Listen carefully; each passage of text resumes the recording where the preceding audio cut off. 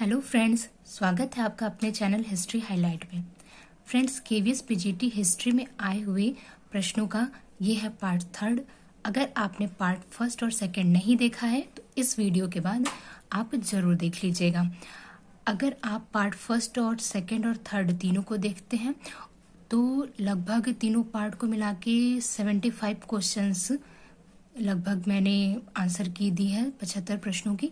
तो उसके आधार पे आप अपना एनालिसिस कर सकते हैं कि आपका एग्जाम कैसा हुआ है और उस हिसाब से आप अपने इंटरव्यू की तैयारी कर सकते हैं। तो फ्रेंड्स, पढ़ते हैं आज के वीडियो में। सबसे पहले हम एंशिएंट हिस्ट्री के प्रश्नों को देखेंगे। पहला प्रश्न है फ्रेंड्स, किन मौर्य शासकों ने आजीविकों को गुफाएं दान में दी थी? तो फ्रेंड्स, मौर्य शासक अशोक, जो अशोक महान के रूप में जैसे हम जानते हैं, और मौर्य शासक दशरथ, इन दोनों ने ही आजीविकों को कुल मिला के 7 गुफाएं दान में दी थी। अशोक ने बराबर की पहाड़ी पर 3 गुफाएं दी थी आजीविकों को, जिसमें से पहली गुफा का नाम है कर्ण चौपड़, दूसरी गुफा का नाम है सुदामा गुफा और तीसरी का नाम है विश्व झोपड़ी गुफा।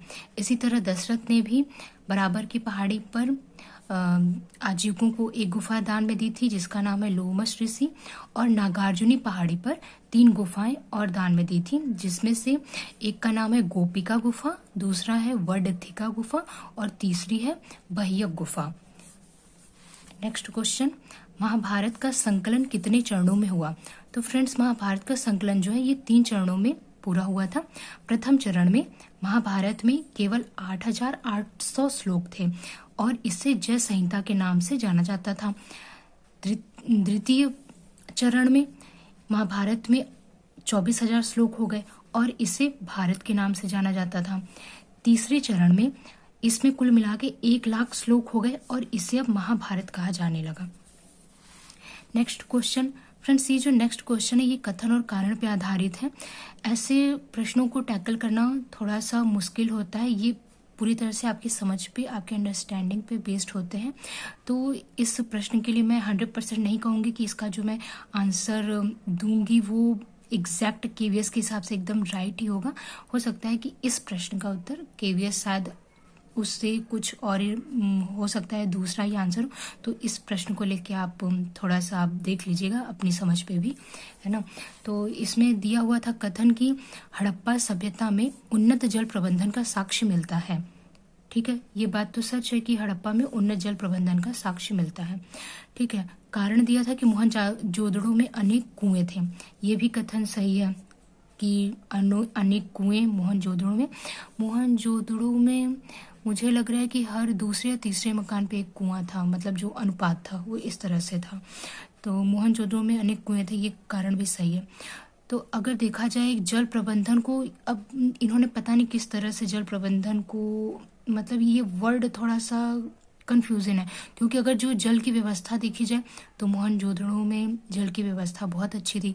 लेकिन जल प्रबंधन का क्या मतलब है, जो कि आज के टाइम में हम लोग करते हैं कि बारिश के पानी को सिंचित करना, ये सब चीज़ें अगर उस हिसाब से है तो देखेंगे कि कथन कारण दोनों सही है, लेकिन कारण कथन की पुष्टि नहीं करता है, क्योंकि जो विशिष्ट जल प्रबंधन का साक्ष्य वो धौलावीरा से पाया गया है। तो अगर यहाँ धौलावीरा होता तो कथन कारण दोनों सही होते और कारण कथन की पुष्टि करता, लेकिन यहाँ मोहनजोदड़ो है।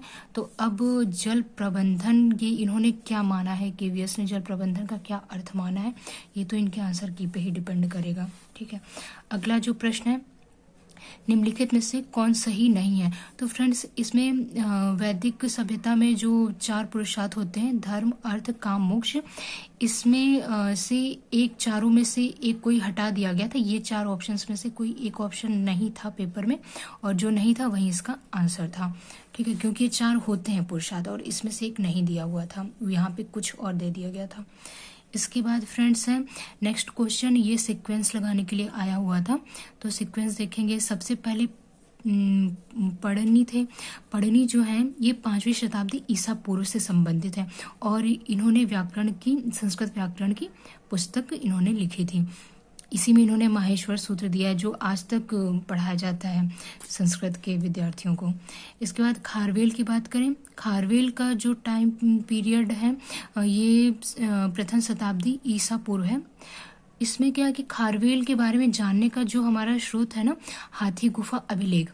तो हाथी गुफा अभिलेख जो है, अगर उसको देखें तो वो तिथि रहित अभिलेख है, मतलब कि उस अभिलेख में कोई तिथि नहीं दी गई है, लेकिन कुछ ऐसे तथ्य इस अभिलेख में पाए गए हैं जिनके आधार पर इसको प्रथम शताब्दी ईसा पूर्व का माना जा सकता है। जैसे कि ऐसे तथ्यों की बात करें तो एक तथ्य है कि नंदों के बारे में वर्णन दिया गया है।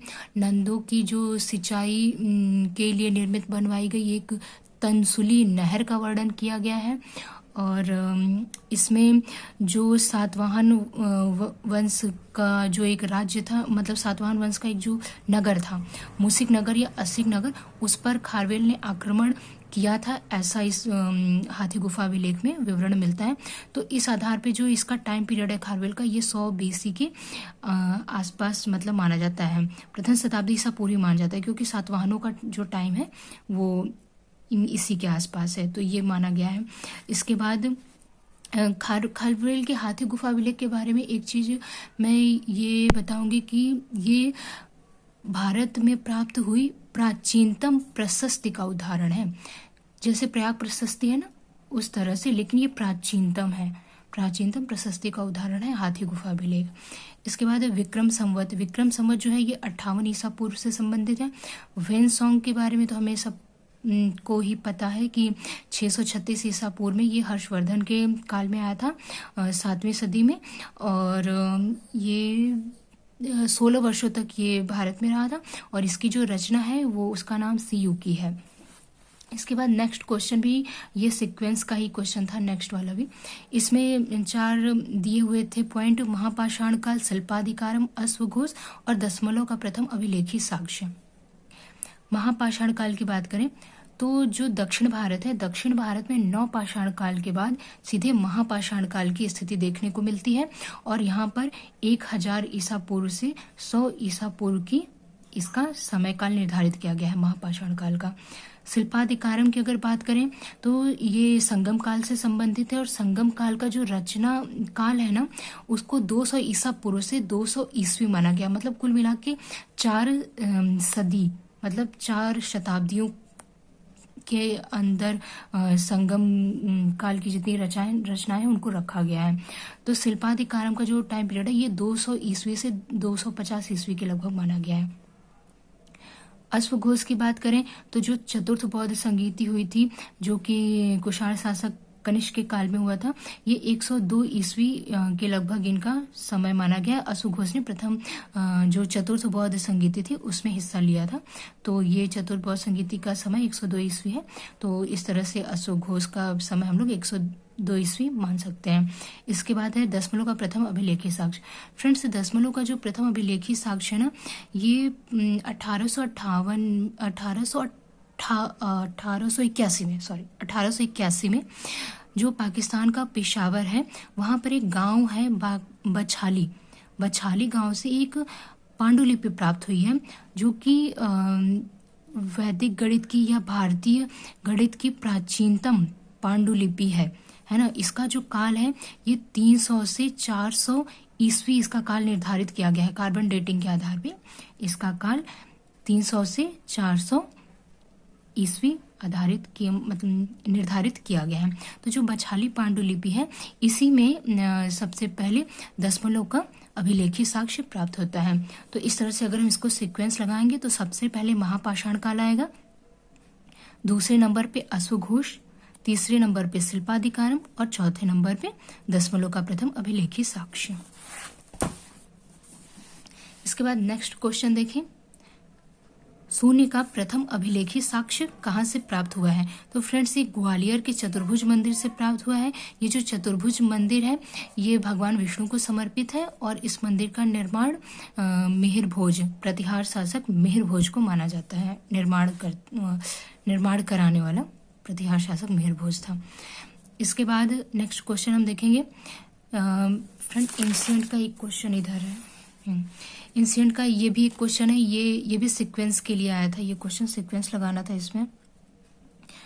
तो जो पहला है ये है महाजनपद काल। महाजनपद काल तो हमें पता है कि 6ठी शताब्दी ईसा पूर्व से संबंधित है महाजनपद काल।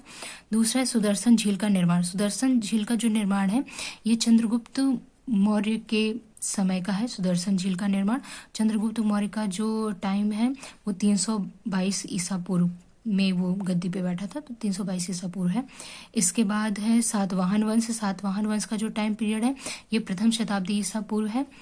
इसके बाद बौद्ध धर्म में मूर्ति पूजा का जो प्रारंभ होता है फ्रेंड्स, ये जब चतुर्थ बौद्ध संगीति होती है ना कनिष्क के शासनकाल में, इसमें बौद्ध धर्म का विभाजन हीनयान और महायान में होता है। तो जो हीनयानी है वो मूर्ति पूजा नहीं करते हैं भगवान बुद्ध से संबंधित, बल्कि वो जो उनके प्रतीक चिन्ह होते हैं ना उनकी पूजा करते हैं। और जो महायानी होती हैं ये भगवान मतलब ये बुद्ध को, महात्मा बुद्ध को भगवान मानकर इनकी मूर्तियां बनाकर पूजा करते हैं। तो मूर्ति पूजा का जब प्रारंभ है वो महायान जब अस्तित्व में आया, महायान संप्रदाय, उसके पश्चात ही मूर्ति पूजा प्रारंभ हुआ। तो इस तरह से ये 102 ईस्वी में ये प्रारंभ हुआ। तो इसका जो सीक्वेंस रहेगा यही रहेगा, सबसे पहले महाजनपद काल, फिर सुदर्शन झील का निर्माण। महाजनपद काल 6ठी शताब्दी ईसा पूर्व, सुदर्शन झील का निर्माण ये 322 ईसा पूर्व, सातवाहन वंश प्रथम शताब्दी ईसा पूर्व, और बौद्ध धर्म मूर्ति पूजा का प्रारंभ ये भी प्रथम शताब्दी ईसा पूर्व के। इसके बाद नेक्स्ट क्वेश्चन आते हैं हम लोग मध्यकालीन प्रश्नों को देखते हैं।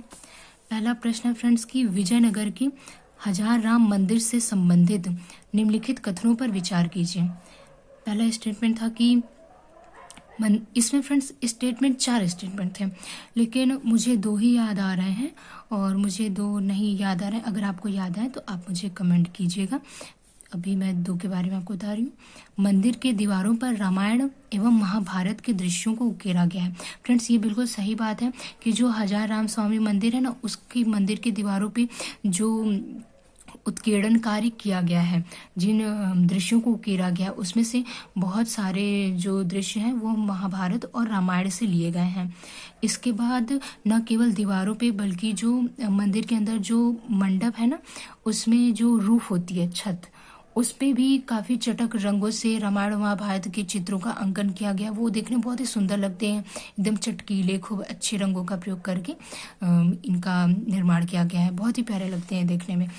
इसके बाद नेक्स्ट स्टेटमेंट दिया था कि मंदिर की संरचना रथ शैली में है। तो फ्रेंड्स अगर मैं विजयनगर काल की बात करूं, मंदिरों का जो निर्माण हुआ उसमें अगर मैं बात करूं तो केवल एकमात्र मंदिर है विठल स्वामी का मंदिर, जो कि रथ शैली पर निर्मित है। नहीं तो जो अधिकांश रथ शैली के मंदिर है ना, ये पल्लव काल से संबंधित है ना। अगर कोई अपवाद हो किसी काल का तो इतना मैं नहीं कहूँगी, लेकिन हाँ जो रथ शैली का जो संबंधित है वो पल्लव काल से संबंधित है। और विठल स्वामी का ही एकमात्र ऐसा मंदिर है जो विजयनगर काल में रथ शैली में इसका निर्माण हुआ था।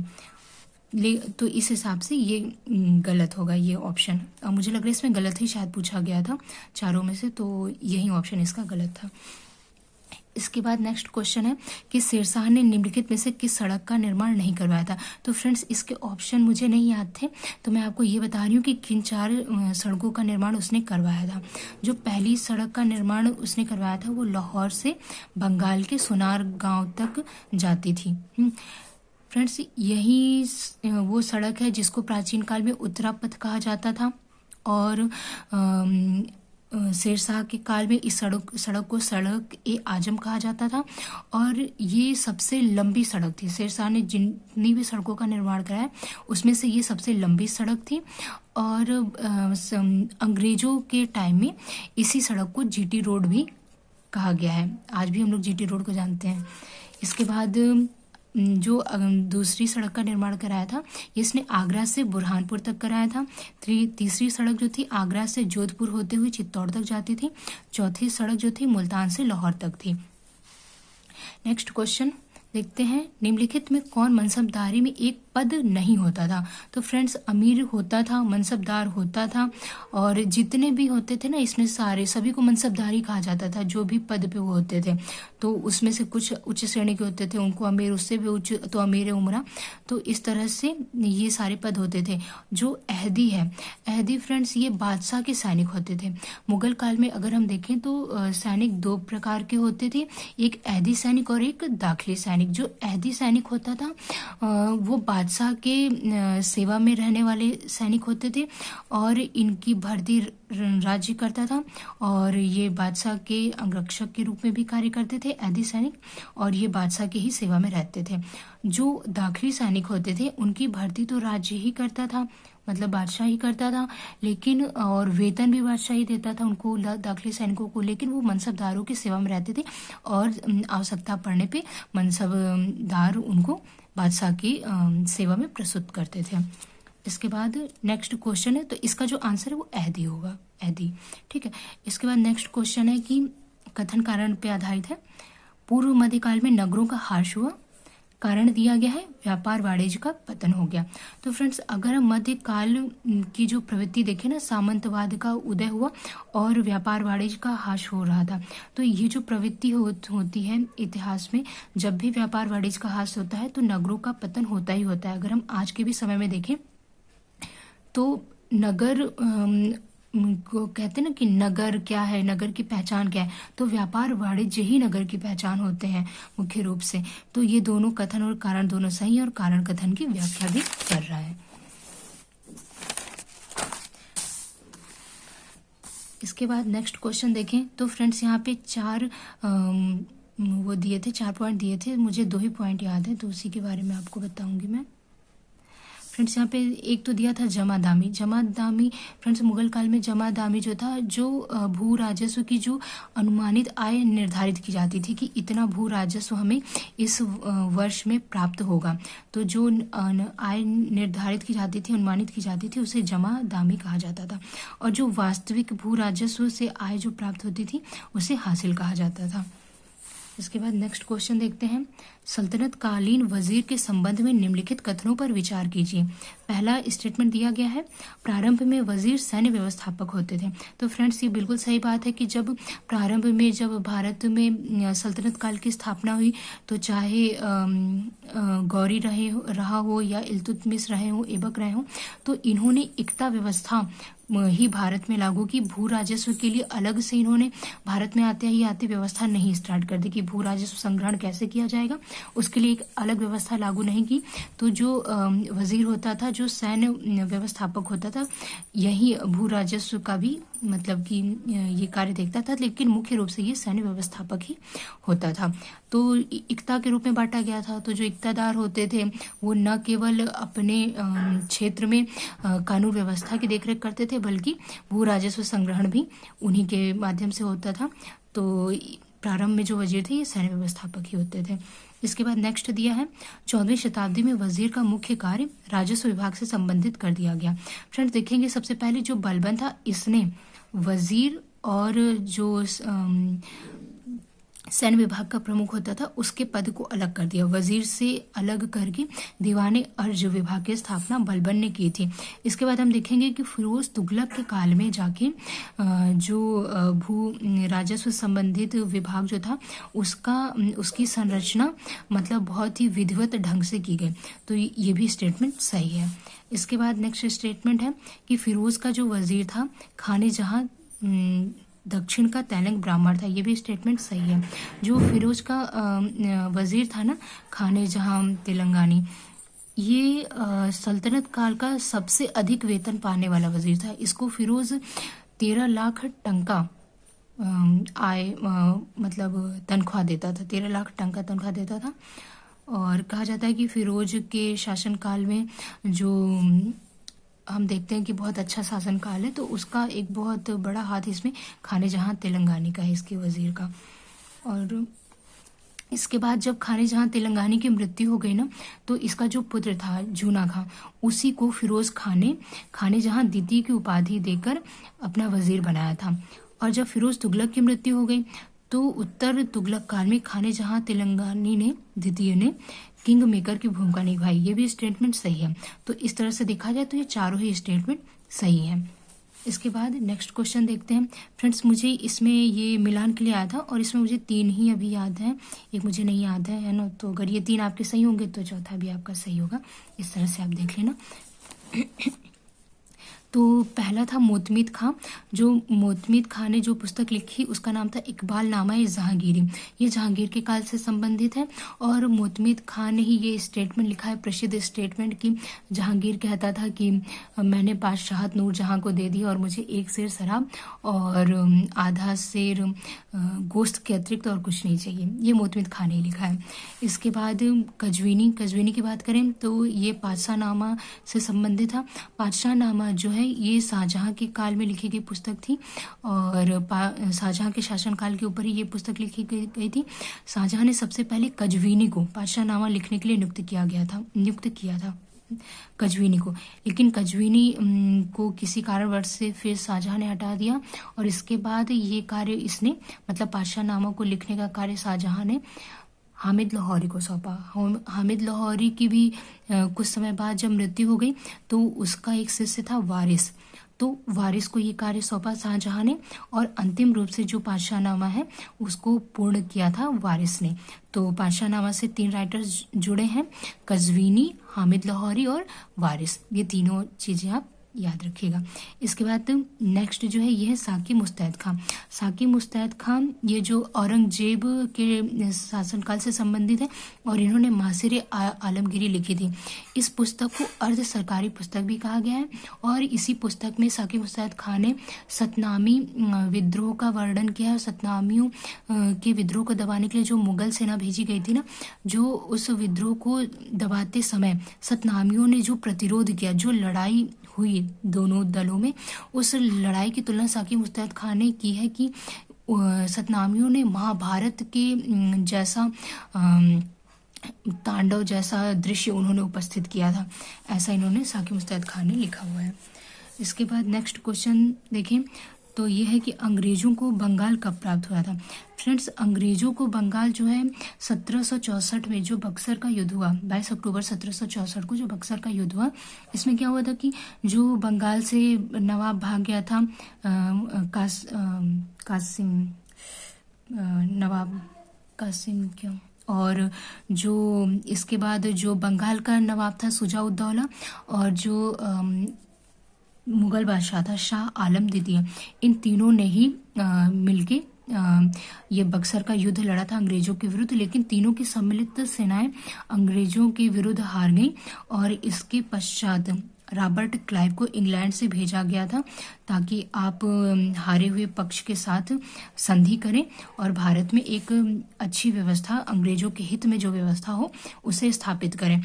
तो क्लाइव आया और क्लाइव ने 12 अगस्त 1765 को मुगल बादशाह शाह आलम द्वितीय से इलाहाबाद की प्रथम संधि की और इस संधि के अंतर्गत ही उसे बंगाल में दीवानी का अधिकार प्राप्त हुआ था।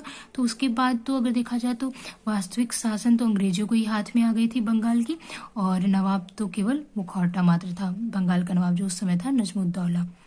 और 17 अगस्त को क्लाइव ने 17 अगस्त 1765 को इलाहाबाद की द्वितीय संधि हुई थी क्लाइव और अवध के नवाब शुजा-उद-दौला के बीच। इसके बाद नेक्स्ट क्वेश्चन है, किस रियासत का विलय हड़प नीति के तहत नहीं किया गया था। तो फ्रेंड्स, अगर हम देखें मैसूर रियासत को, ऑप्शन में मैसूर रियासत था और भी हमें लग रहा है सतारा, झांसी, ऐसे संभल, नागपुर, जैतपुर, इस तरह के और ऑप्शंस जो भी थे उन सबका विलय हड़प नीति के तहत किया गया था। ये तो आपको पता ही है।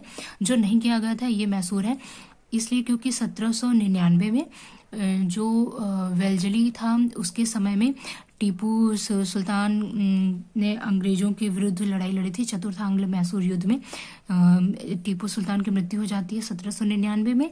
और जो मैसूर राज्य है ना उसको अंग्रेजों ने जो जीता था मराठों और निजाम की सहायता से ना, तो जो राज्य का बंटवारा उन्होंने किया मैसूर राज्य का, मतलब कुछ राज्य का हिस्सा मराठों को दे दिया, कुछ हिस्सा हैदराबाद के निजाम को दे दिया और जो उपजाऊ और अच्छा हिस्सा था ना वो मद्रास प्रेसिडेंसी में मिला लिया। और जो एक छोटा सा एकदम हिस्सा था वो हिस्सा उन्होंने एक मैसूर को, जो मैसूर राज्य की स्थापना जो हुई थी ना 1612 में, जो विजयनगर साम्राज्य है ना उसमें विजयनगर साम्राज्य में जो अराविडु वंश आता है उसमें 1612 में उस अराविडु वंश में जो था वेकेंट द्वितीय, उसके शासनकाल में ही 1612 में एक उसके सामंत ने ये मैसूर राज्य की स्थापना की थी 1612 में। तो इसी राज्य तो इसी का एक वंशज था चिक्का कृष्ण राय तृतीय। उसको एक छोटा सा मैसूर का भाग इन्होंने अंग्रेजों ने चिक्का कृष्ण राय तृतीय को दे दिया। और ये एक बालक ही था, एक छोटा बच्चा था, लगभग 6 साल का एक बच्चा था, है ना, उसको दे दिया और एक रेजिडेंट नियुक्त कर दिया। तो अप्रत्यक्ष रूप से तो वो अंग्रेजों के हाथ में था, प्रत्यक्ष रूप में उन्होंने अंग्रेजों ने ये दिखाने का प्रयास किया कि हम बहुत ही न्यायप्रिय हैं और हमने जो मैसूर के जो वास्तविक उत्तराधिकारी थे हमने उनको मैसूर सौंप दिया है और टीपू जैसे दैत्य का हमने अंत कर दिया है। टीपू को दैत्य कहा है अंग्रेजों ने, है ना, सीधा साधा दैत्य। इसके बाद नेक्स्ट क्वेश्चन अगर देखें, और हाँ, हड़प नीति की अगर बात करें तो हड़प नीति के तहत इसका विलय नहीं हो सकता, क्योंकि हड़प नीति जो है ये लॉर्ड डलहौजी के टाइम में आई थी। लॉर्ड डलहौजी का जो टाइम पीरियड है ये 1848 से 1856 तक है। तो इसका आंसर आपका मैसूर राज्य है। इसके बाद नेक्स्ट क्वेश्चन देखें, 1926 में स्थापित दलित वर्ग संस्था का प्रथम अध्यक्ष कौन था? फ्रेंड्स, जो इसके ऑप्शन है भास्कर जाधव, एमसी राजा, जगजीवन राव, और चौथा ऑप्शन मुझे लग रहा है अम्बेडकर था, शायद भीमराव अम्बेडकर था। तो जो इसके अध्यक्ष थे ना, ये एमसी राजा बने थे। इसके बाद जो नेक्स्ट क्वेश्चन था फ्रेंड्स, ये मिलान का था। फ्रेंड्स, जो शहनवाज खां, शिवनाथ शास्त्री और वैलेंटाइन सिरोल की किताबों के बारे में दिया गया था। एक और भी किताब थी जो मुझे नहीं याद है, आप इसी 3 किताबों के आधार पे आप देख लेना कि आपका आंसर सही है या गलत है। शहनवाज खां की अगर फ्रेंड्स बात करें तो जो INA पे जो मुकदमा हुआ था ना 1945 में INA पे, उसमें तीन सिपाहियों पे, मतलब आज़ाद हिंद फौज के 3 सिपाहियों पर 1945 में अंग्रेजों ने दिल्ली के लाल किले में मुकदमा चलाया था कि उन्हें देशद्रोहियों की संज्ञा दी गई थी और उन पर मुकदमा चलाया गया था कि आज़ाद हिंद फौज से जुड़े हैं और इन्होंने जो धुरी राष्ट्र थे ना, रोम, बर्लिन, टोक्यो वाले, मतलब उनसे ये मिले हुए थे और इन्होंने भारत की जो ब्रिटिश सरकार है उसके विरुद्ध कार्य किया है। तो इस आधार पर इनके ऊपर लाल किले में मुकदमा चला गया 1945 में। तो जो इसमें 3 सिपाही थे ना, उनमें से एक थे शहनवाज खां, दूसरे थे गुरबख्श सिंह और तीसरे थे प्रेम सहगल। मतलब कि एक हिंदू, एक सिख और एक मुस्लिम। तो इनके पक्ष में बहुत ही व्यापक प्रतिक्रिया हुई थी उस समय भारत में, है ना। इसके बारे में बाद में बात करेंगे। अभी शहनवाज खां की जो बुक है उसका नाम है माई memories of INA and it's Netaji. INA से रिलेटेड थे ये, आज़ाद हिंद फौज से, और इन्होंने ये बुक लिखी थी। इसके बाद शिवनाथ शास्त्री की बात करें तो ये ब्रह्म समाज से जुड़े हुए थे और इन्होंने बुक लिखी थी द ब्रह्म समाज ऑफ इंडिया। वैलेंटाइन शिरोल की बात करें तो इनकी ये बुक है India old and new. Valentine Shirol के बारे में फ्रेंड्स, जो आपको एक फेमस बुक पता होगी, इंडियन अर्नेस्ट या इंडिया अर्नेस्ट। इंडिया अर्नेस्ट ही वो प्रसिद्ध किताब है जिसमें वैलेंटाइन सिरोल ने बताया था कि जो भारत में अशांति है ना, अशांति के जो जनक हैं वो दयानंद सरस्वती और बाल गंगाधर तिलक हैं। एक्चुअली फ्रेंड्स, वैलेंटाइन सिरोल को जब भारत में क्रांतिकारी गतिविधियां बहुत बढ़ रही थी ना, तो अंग्रेजों ने इनको इंग्लैंड से भेजा वैलेंटाइन सिरोल को कि आप जाके थोड़ा भारत का मुआयना करके आइए और ये हमको रिपोर्ट दीजिए कि वहाँ पे जो इतनी क्रांतिकारी गतिविधियां बढ़ रही, इतना असंतोष बढ़ रहा है, उसका कारण क्या है। तो वैलेंटाइन सिरोल आए इंग्लैंड से और उन्होंने देखा यहाँ पे, तो इन्होंने ये कंक्लूजन निकाला और ये रिपोर्ट में उन्होंने ब्रिटिश सरकार को बताया कि भारत में जो अशांति के जनक वो दयानंद सरस्वती और बाल गंगाधर तिलक है। तो दयानंद सरस्वती तो नहीं, लेकिन हाँ बाल गंगाधर तिलक को ये बात बिल्कुल नहीं अच्छी लगी। और उस समय जो कि उनका होम रूल आंदोलन बहुत अच्छा चल रहा था तिलक का, उस होम रूल आंदोलन को वो बीच में छोड़ के, है ना, वो मुकदमा उन्होंने कर दिया वैलेंटाइन शिरोल पे और उसको लड़ने के लिए इंग्लैंड चले गए। और इस तरह से होम रूल आंदोलन जो था वो कुछ समय के लिए नेतृत्व विहीन हो गया और फिर उसकी जो फ्रिक्वेंसी थी उस आंदोलन की वो फिर कम होती गई और होम रूल आंदोलन फिर कहीं नेपथ्य में, परिप्रेक्ष्य में, मतलब वो चला गया, फिर उसको उतनी वैल्यू उसकी नहीं रह गई थी। तो ये सारी घटनाएं थी, इनके बारे में भी आपको जानना चाहिए, है ना। तो ये इसके सारे मिलान थे, आप देख लीजिएगा। नेक्स्ट क्वेश्चन जो है, महाराजा रणजीत सिंह की राजधानी कहाँ थी? फ्रेंड्स, महाराजा रणजीत सिंह की राजधानी लाहौर थी, प्रशासनिक राजधानी लाहौर थी। धार्मिक राजधानी अमृतसर, है ना। और भी कोई राजधानी थी, धार्मिक हो गई, प्रशासनिक हो गई, और एक और भी कुछ कहा जाता है, मुझे नहीं याद आ रहा अभी, बिल्कुल एकदम माइंड में नहीं आ रहा है। धार्मिक प्रशासनिक, फ्रेंड्स अगर आपको पता हो तो आप बताइएगा, है ना। वैसे प्रशासनिक लाहौर थी, धार्मिक अमृतसर को माना जाता है। इसके बाद नेक्स्ट क्वेश्चन है, निम्नलिखित में कौन 1857 की क्रांति का एक कारण नहीं था। फ्रेंड्स इसके जो ऑप्शन थे ना बहुत ही ज़्यादा कंफ्यूजिंग ऑप्शन थे, मतलब चारों ही एक तरह से लग रहे थे कि सही है, लेकिन अगर बहुत ही मतलब सोच समझ कर देखा जाए तो ये ऑप्शन माना जा सकता है कि नहीं था, एक ये कारण नहीं था।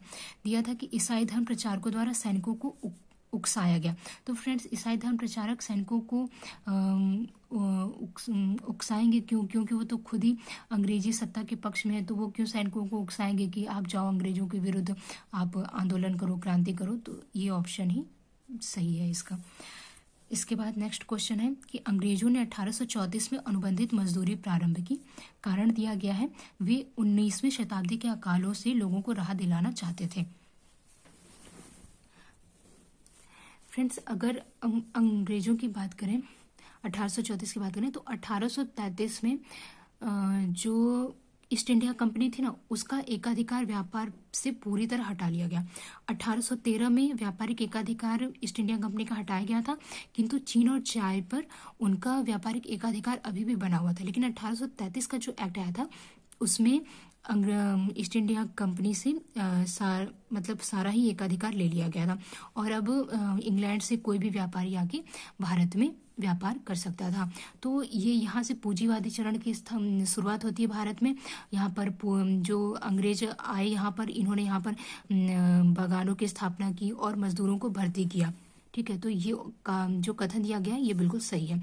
इसके बाद कारण की बात करें तो जो अंग्रेज थे वो देखो, अंग्रेज भारत में आए, उन्होंने जो भी भारत में कार्य किए ना वो केवल इंग्लैंड के हित में कार्य किए, अपने हित में कार्य किए। भारत से कैसे धन का निष्कासन इंग्लैंड की ओर हो, कैसे धन यहाँ से इंग्लैंड पहुंचे, केवल इसी को लेकर उन्होंने कार्य किया। उनका कभी भी उद्देश्य भारत में रह के ये नहीं था कि वो लोगों के लिए कार्य करें, या जैसा वो बताते हैं कि व्हाइट्स मैन बर्डन, है ना, श्वेत लोगों का भार, या ये ऐसा कुछ, ये सब केवल अपने कार्यों को उन्होंने नैतिक रूप से स्थापित करने के लिए ऐसी प्रोपेगेंडा चलाए थे। बाकी ऐसी कोई चीज़ें नहीं थी कि उन्होंने जो भी किया हो वो किसी अन्य की भलाई के लिए, भारत के लोगों की भलाई के लिए कोई भी कार्य किया हो।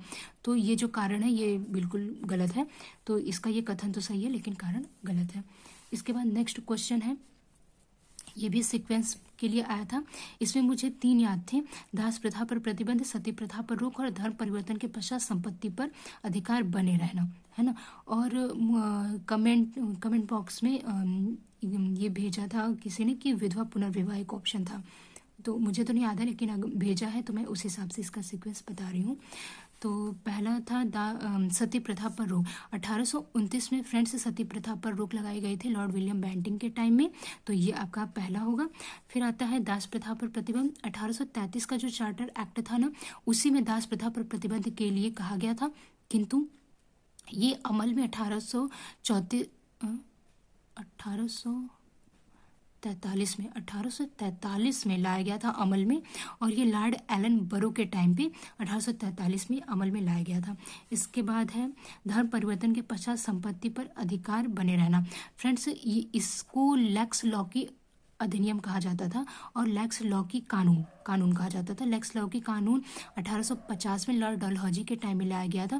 फ्रेंड्स एक्चुअली क्या होता था ना कि जो हिंदू और मुसलमान और भारत में जो पहले से जिन धर्मों के भी लोग रह रहे थे, जब उन लोगों को जब ईसाई मिशनरियाँ जो थी उन्होंने अपने ईसाई धर्म में जब परिवर्तित कर लेती थी तो उनके पेरेंट्स नाराज हो जाते थे। जो बच्चे ईसाई धर्म स्वीकार कर लेते थे वो नाराज हो जाते थे उनके पेरेंट्स, और उनको बहुत बार ऐसा केस आया कि उनको जायदाद से बेदखल कर देते थे। तो फ्रेंड्स ईसाई मिशनरियों के अनुरोध पे ये एक नियम लॉर्ड डलहौजी लेके आया कि अगर कोई भी व्यक्ति ईसाई धर्म स्वीकार करता है तो उसको उसके माता पिता गार्जियन पेरेंट उसको उसके पैतृक संपत्ति के अधिकार से वंचित नहीं कर सकते हैं, है ना।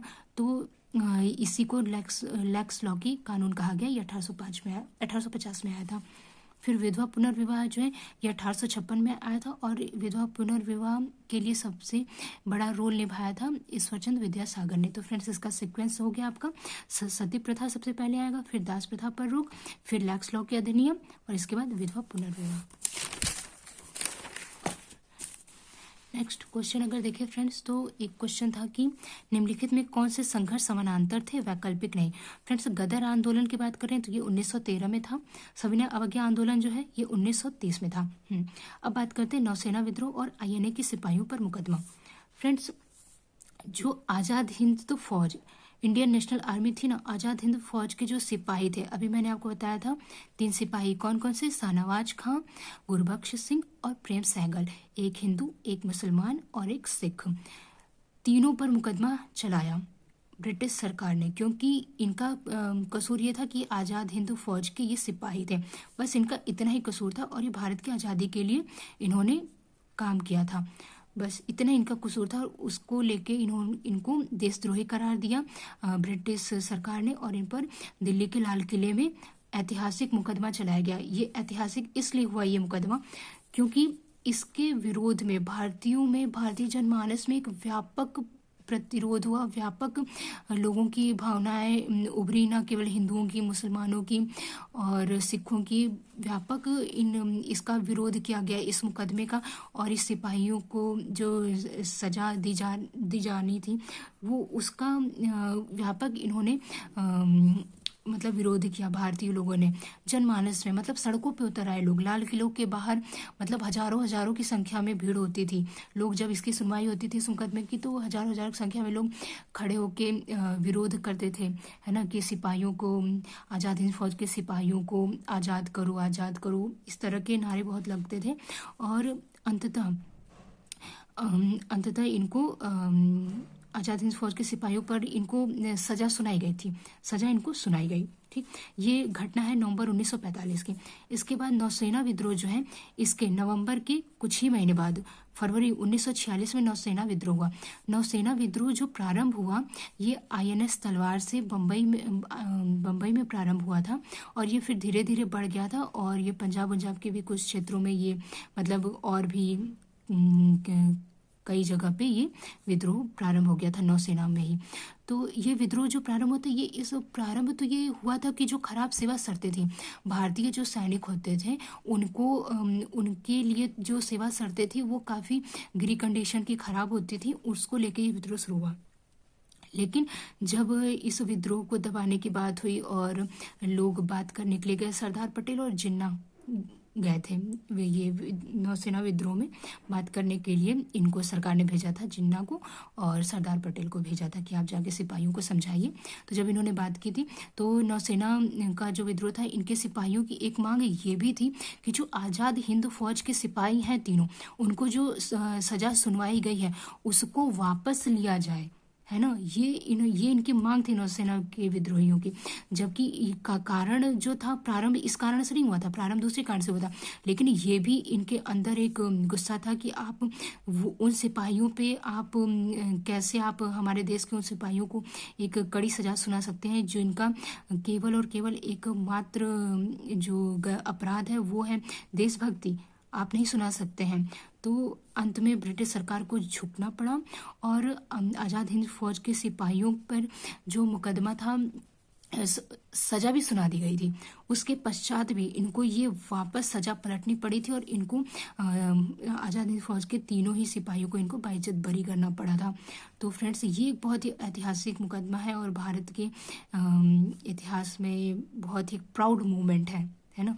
तो अगर इस क्वेश्चन के आंसर की बात करें तो यही दोनों वो हैं विकल्प जो कि एक दूसरे के समानांतर तो थे, लेकिन कहीं ना कहीं एक दूसरे से ये मतलब कि प्रभाव डाला इन्होंने एक दूसरे पे। इसके बाद नेक्स्ट क्वेश्चन की बात करें तो AITUC यानी कि all India trade union Congress की स्थापना जो है ये 1920 में हुई थी। ये भी क्रमबद्ध करने के लिए आया था क्वेश्चन। तो all India trade union Congress की स्थापना 1920 में हुई थी। हिंदुस्तान समाजवादी गणतंत्र संघ की स्थापना 1928 में हुई थी। फ्रेंड्स ये जो इंडियन रिपब्लिकन एसोसिएशन जो था ना, ये इसकी स्थापना मूल रूप से तो 1924 में ही हो गई थी, 1924 में हो गई थी। लेकिन 1928 में चंद्रशेखर आज़ाद ने इसमें सोशलिस्ट वर्ड या समाजवादी वर्ड जोड़ा था, और कानपुर में ये इन लोग का एक बैठक हुई थी, मतलब एक समिति थी, उसमें ये निर्णय लिया गया था कानपुर में। तो इंडियन सोशलिस्ट रिपब्लिकन एसोसिएशन की जो स्थापना है ये 1928 में कानपुर में हुई थी। इसमें आज़ाद, चंद्रशेखर आज़ाद, भगत सिंह, भगवती चरण वोहरा जैसे युवक इससे जुड़े हुए थे। इसके बाद आता है अंबेडकर का मजदूर संघ। अंबेडकर का मजदूर संघ की स्थापना 1936 में होगी। फ्रेंड्स, आपको याद होगा कि भारत शासन अधिनियम 1935 आया था। जब भारत शासन अधिनियम 1935 आया था तो उसमें चुनाव कराए जाने की बात की गई थी, और इस चुनाव में भाग लेने के लिए पार्टी की ज़रूरत थी। तो अंबेडकर जी ने 1936 में एक मजदूर पार्टी, मजदूर संघ की स्थापना की थी, और इसी पार्टी के टिकट पर उन्होंने 1937 में हुए चुनाव में हिस्सा लिया था, और ये बम्बई से जीते भी थे। इसके बाद है इंटक की स्थापना। इंटक की स्थापना 1947 में हुई थी। तो फ्रेंड्स, हो गया ये आज का वीडियो। अगर फ्रेंड्स आपको मेरा वीडियो अच्छा लगा हो तो वीडियो को लाइक और शेयर करना नहीं भूलिएगा। ये वीडियो अधिक से अधिक लोगों तक पहुंचाइएगा ताकि अधिक से अधिक लोगों की हेल्प हो सके। और फ्रेंड्स, अगर आप इतिहास विषय से संबंधित किसी भी कंपटीशन की तैयारी कर रहे हैं तो मेरे वीडियो को सब्सक्राइब कीजिएगा। और जो पहला अभी यूपी, देखिए केवीएस के एग्ज़ाम हो चुके हैं, केवीएस पीजीटी के, और एनवीएस के भी एग्ज़ाम हो चुके हैं। अभी यूपी पीजीटी का एग्ज़ाम है, तो आने वाले दिनों में यूपी पीजीटी के जो सारे टॉपिक हैं उनसे मैं डेली एक एक टॉपिक से आपको वीडियो प्रोवाइड कराऊंगी। और तो फ्रेंड्स, आप बने रहिएगा मेरे साथ, मेरे चैनल को प्लीज़ सब्सक्राइब कीजिएगा। और पूरा वीडियो देखने के लिए आपका बहुत बहुत धन्यवाद।